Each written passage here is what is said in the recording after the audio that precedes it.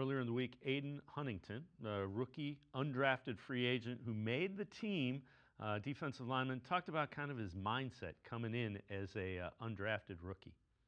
Big thing for me is just playing with a relentless effort. That's what stands out. I mean, I'm 290 pounds. I ran a 4.6, but just the ability to showcase that it doesn't. I just can't do that one play. I gotta do that every play.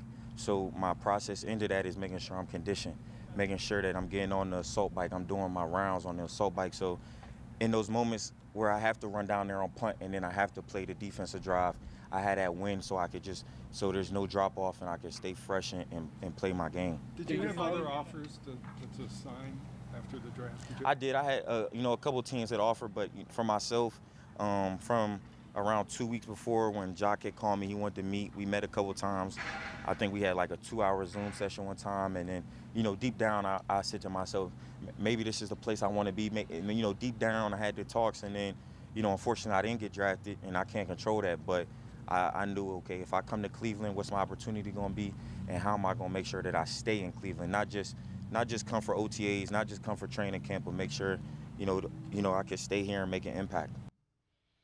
And Jake, you kind of touched on it.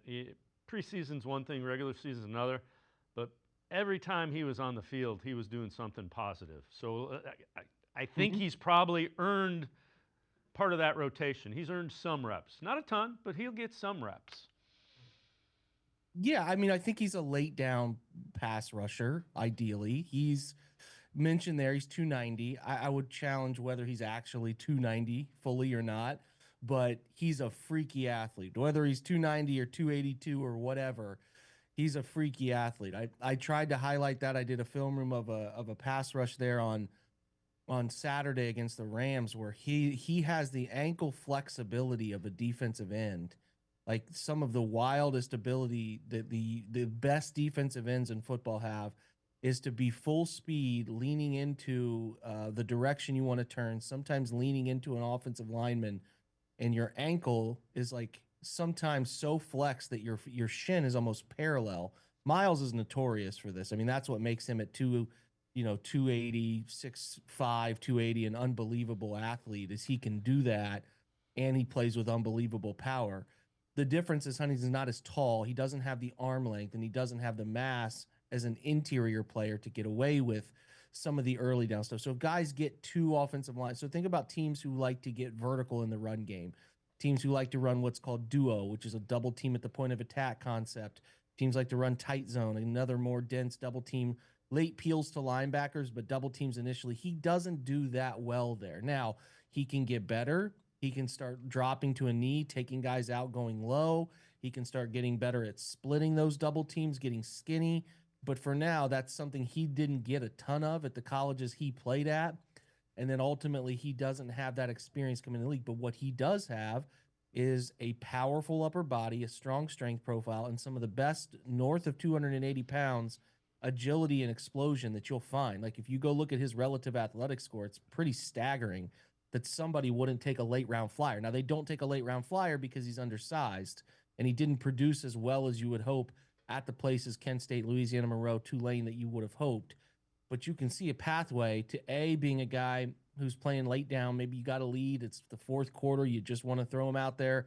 He's a guy like him, and he illuminated this in his clip you just showed. He's got to play like his hair's on fire. He's got to play harder than everybody around him.